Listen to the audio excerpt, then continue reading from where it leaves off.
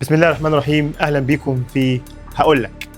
نكمل الجزء الثاني عن كرة القدم اللي مليانة اسرار وحكايات هنكملها مع بعض، وتحولت من مجرد لعبة جماعية لدخل فيها انتماءات وحاجات ممكن تودي في داهية. كل تفصيلة في كرة القدم بقت محسوبة بالملي. ان التكنولوجيا بوظت المتعة، ان في أندية ممكن تشتري لاعب مجرد انها تعطله كصفقة عند فريق تاني، ان المدربين بيعلموا اللعيبة ازاي يمثلوا، لذلك الفولورز هيجوا وراه جوه الماتش وبعد الماتش. واكبر دليل ان كره القدم ما بقتش مجرد لعبه جماعيه بتتلعب في ارض الملعب بس، بقى ليها لعب بره الملعب. المسؤولين عن التسويق لكره القدم او المسؤولين عن تنظيم المباريات والمسابقات لكره القدم اللي هي الفيفا بدات بتضغط على الفرق بكميه المسابقات اللي بقت بتتعمل، لدرجه ان في مدربين زي يورجن كلوب اول حاجه لفتت انتباهه واتكلم عنها: انتوا كده بتحولوا اللعيبه لآلات، كره القدم هتفقد المتعه. ما يكونش هدفكم التسويق اللي انتوا عايزين تسوقوه عشان كره القدم تمتع المشاهد باللي بيتفرج عليه هيتقتل لو انت خليت اللاعب مجرد آلة عمال يطلع من البطوله دي يخش البطوله دي.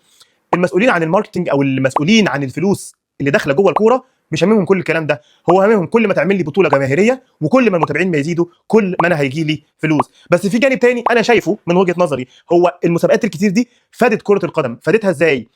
او ما فادتش كره القدم، هي فادتنا احنا كناس، كشخص بيحلم يلعب كوره، بيحلم ابنه يلعب كوره، زود فرصه انه يبقى في الفريق. دلوقتي الفريق بيبقى في ارضيه الملعب فيه 11 لاعب غير الاحتياطي غير باقي التيم اللي ما جاش اصلا في البنش في الملعب. دلوقتي الفرق بدات تتجه انها تزود لعيبه وتخلي اللعيب ده يلعب البطوله دي واللعيب ده ما يلعبش البطوله دي. وطبعا كلكم شايفين البطولات بس اللي حاصله السنه دي، زودوا عليها كاس العالم للانديه اللي هيتلعب السنه دي في امريكا.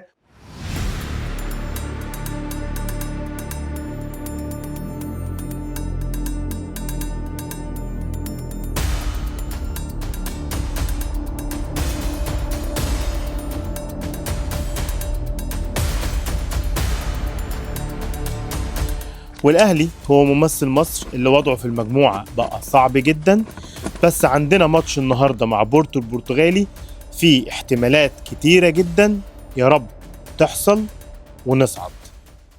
من اسرار كره القدم بقت دوله، اقتصاد، في انديه اغلى من البلاد، في لعيبه بتكسب ارقام خياليه من ورا كره القدم، وكله من تحت باب الانتماء.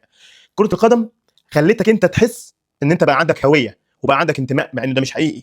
بس مجرد انك تقول انا اهلاوي، انا مدريدي، مجرد انك تقول الحاجات دي خلتك بتشعر بانتماء للحاجه اللي انت بتمثلها، او اللي انت بتقول انا اهلاوي انا مدريدي، انت كده عندك انتماء للفريق، لدرجه ان لما فريقك بيجيب جون بتحس بالظبط ان انت اللي جبت جون. في ماتشات كره قدم بتتنسي وماتشات ما بتتنسيش، مش عشان كان فيها جوان حلوه، لا، هي بس عشان ريحتها مش تمام.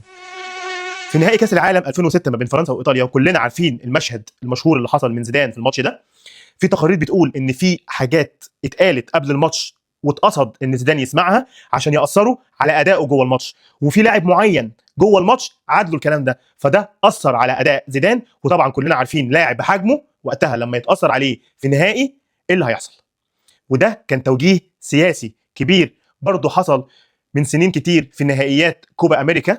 ماتش كان ما بين الارجنتين وبيرو، اللعيبه بعد المباراه بعد ما الجمهور ما شاف الصحفيين اداء اللعيبه غريب، مستهترين بيضيعوا فرص ما تضيعش، حارس المرمى كان مستهتر جدا.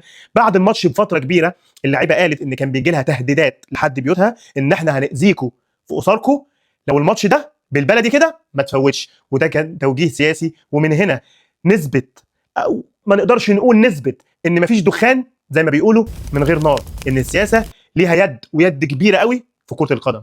بس تحت اي وضع مهما كانت السياسه دخلت او ما دخلتش، متعه كره القدم هتفضل موجوده. الادرينالين بيشتغل، الاجوان بلس 90 طعمها هيفضل واحد. انا احمد هلال هقول لك.